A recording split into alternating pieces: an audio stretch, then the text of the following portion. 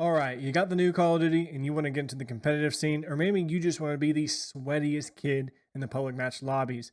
And you know the best way to improve your gameplay is to improve your movement. I'm going to help you determine whether you should start playing claw or buy a controller that already has paddles on the back side of it. So the first key difference, the obvious key difference, is that one of them is free and the other one is going to cost you money. So playing claw is absolutely free. You just have to have a remote.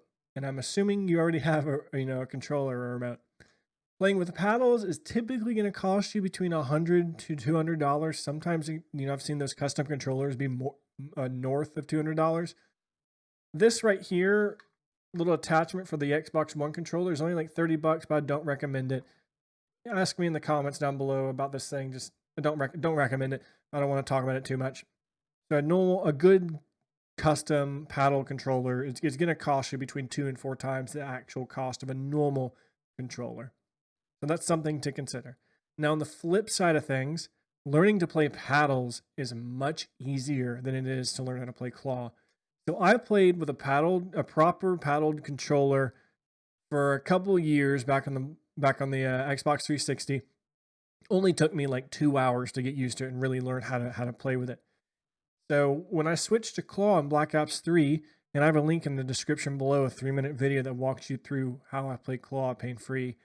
But when I switched to claw in Black Ops 3, it took me a couple weeks to really get it down.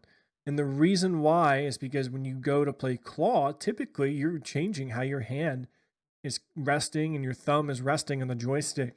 So that's going to be your biggest draw of, yes, you're going the route of it's free to play claw, but it's going to take you a little bit longer, a good bit longer, to learn how to play that way.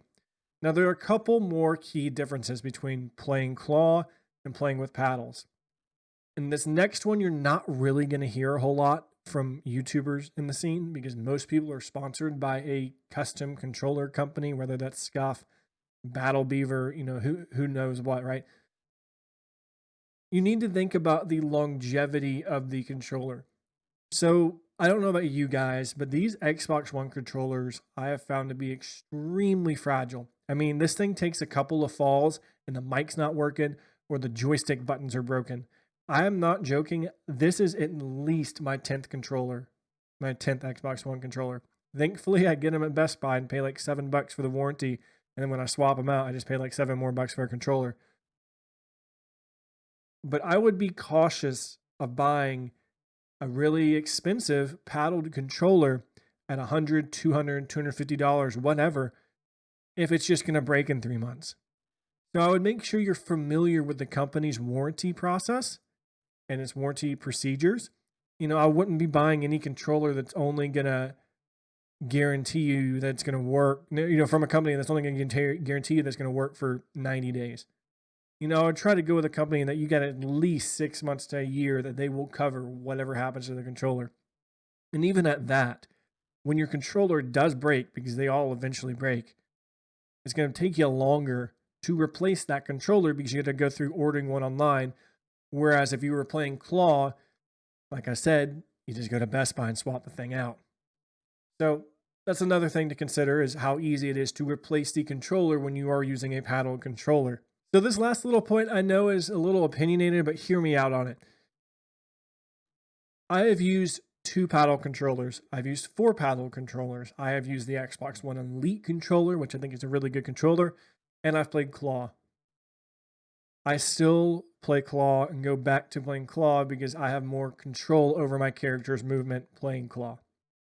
Now, if you don't believe me, I want you to just sit here and think about all your favorite pro players, your favorite pro streamers, content creators, guys who, as they blew up in the scene and as they started to grow, they were playing claw. They got their Scuf sponsorship. They got their Beaver sponsorship. They got whatever sponsorship it is with whatever controller company they are. They were given a controller with paddles in the back, and they still play claw. There's a reason for that. If it was much easier for them to have control over their character using the paddles in the back and holding the controller like normal, they would have. All these guys are extremely competitive. So I'm telling you, I think you have better control over your movement playing claw. It's an opinion. Maybe you disagree. it is what it is. Right below that like and sub button, make sure to comment down below and let me know what your thoughts are on the differences between playing claw and playing with a paddle controller. And while you're down there, make sure to check the first link in the description below. It's a link to my Twitch channel, streaming 4 days a week.